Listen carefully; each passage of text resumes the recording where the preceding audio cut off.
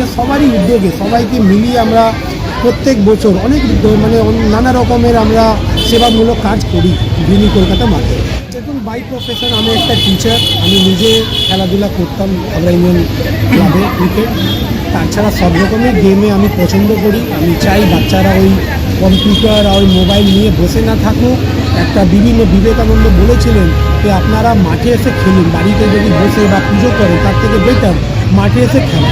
আমরা সবাইকে এই জন্য বলি কুইজ কন্টেস্ট আমি নিজেই অর্গানাইজ করি, আমার সঙ্গে কোঅপারেশন করেছিলেন বাপ্পাদা, দুজন মিলেই গত কয়েক বছর ধরে এখানে করি। গান বাজনার সঙ্গে আমরা কুইজ কন্টেস্ট বিভিন্ন রকমের খেলা কাজ করি, যেমন শারীরিক ওদের গঠন হয়।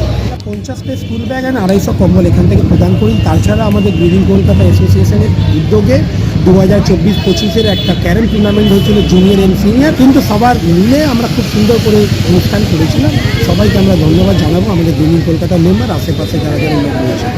আগামী দিনে আমরা তো যখন লকডাউন হয়েছিল আমরা খাওয়া দাওয়া বানিয়ে দিয়েছিলাম, কাঁচা মাল দিয়েছিলাম। এখানে সেফ ড্রাইভ সেভ লাইফ যে প্রোগ্রাম আছে কলকাতা পুলিশ, সেটাও হেলমেট ডিস্ট্রিবিউশন করেছিলাম। বিভিন্ন রকমের প্রোগ্রাম আমাদের কাউন্সিলর ইন্দ্রনীল কুমার থাকেন আমাদের সঙ্গে, নয়না বন্দ্যোপাধ্যায় বিধায়ক রয়েছেন, সুদীপ দা। 2025 স্টার্ট হয়েছে, 2 বছর তো আমরা দেখেছিলাম লকডাউনে কী সমস্যা পড়েছিলাম আমরা, কিন্তু এখন আমরা এগিয়ে পড়েছি। মমতা ব্যানার্জি উনি বলেছেন কি এখানে অনেকগুলো উৎসব আছে, ধর্ম যার উৎসব সব, তো আমরা সব উৎসবে থাকি একসঙ্গে মিলেমিশে এনজয় করি। তাই আমাদের দেখুন মানুষের আশেপাশে সবারই ভালোবাসা রয়েছে, সবারই কোঅপারেশন রয়েছে, এইসব নিয়ে আমরা এগিয়ে চলেছি। গ্রিন কলকাতা আগামী দিনে, গ্রিন কলকাতা একটা সুন্দর নাম। আমরা এই গ্রিন কলকাতা এসে মেম্বারদের সঙ্গে বসবো, উনি বসেও ছিলেন। আগামী দিনে অনেক রকমের প্রকল্প আছে যেটা আমরা মানুষকে দিতে পারি, মানুষের সুখে দুঃখে পাশে থাকতে পারি, সেটাই আমাদের পরিকল্পনা।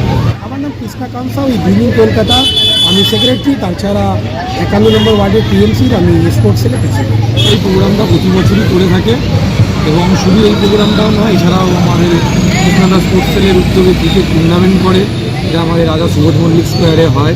এছাড়াও নানা রকম আমরা খেলাধুলা মাধ্যমে স্পোর্টস সেল আমাদের এই ওয়ার্ডে অন্যান্য আর 4-5টা ওয়ার্ডের থেকে স্পোর্টস সেল আমাদের এই ওয়ার্ডে অনেকটা এগিয়ে, এবং নতুন বছর সবার যেন গ্রিন কলকাতার মেম্বারদের ভালো কাটে।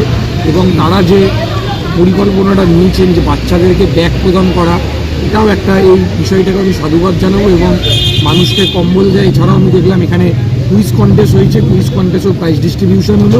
আগেকার দিনে আমরা যখন ছোটো ছিলাম কুইজ কন্টেস্ট প্রচুর হতো, কিন্তু এখন সব জায়গায় কুইজ কন্টেস্টটা বন্ধ হয়ে গেছে। তাই আমি বলবো এরকম প্রোগ্রাম গ্রিন কলকাতা প্রতি বছর করুক, এবং আমরা যথা সম্ভব সামর্থ্য অনুযায়ী আমরা তাদের পাশে থাকবো এবং যথা শীঘ্রভাবে তাদেরকে আমরা সাহায্য করার চেষ্টা করব।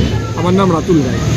প্রত্যেক বছরই এই অনুষ্ঠানটা করে, এছাড়াও আরও অনেক সমাজ কল্যাণমূলক অনুষ্ঠান করে, এবং আমি ওকে যথাযথ সহযোগিতা করি। এবং এইটা ওর মধ্যে একটা টেনাসিটি আছে, একটা জিল আছে যে আমি এটা করে দেখাবো। এই জিলটা ওর মধ্যে ভীষণ একটা অদম্য জিল আছে, এবং আমি চাইব এই সমাজ কল্যাণমূলক অনুষ্ঠান তার আরও আপলিফটমেন্ট হোক, আরও এগিয়ে যাক, সবাই জানুক। শুধু 51 ওয়ার্ড কেন, এটা গোটা কলকাতায় ছড়িয়ে পড়ুক যে গ্রিনিং কলকাতা নামে একটা অর্গানাইজেশন আছে যেটা সমাজে অসহায় মানুষদের পাশে দাঁড়ায় এবং সেবা করে।